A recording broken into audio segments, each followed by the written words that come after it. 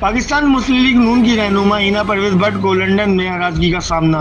पाकिस्तान तहरीक इंसाफ के सपोर्टर्स ने बोतलें फेंकी और गैर इखलाकी आवाजें कसी।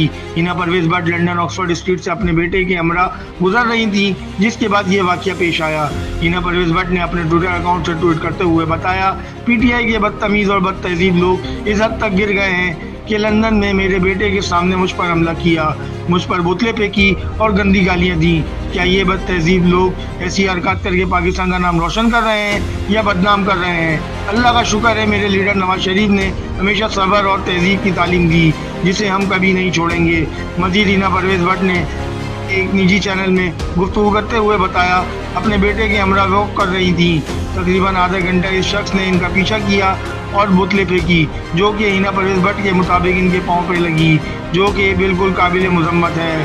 पीटीआई सपोर्टर्स का गैर इखलाकी रवैया है। Mohammad Hasan Nadeem, digital news, Karachi.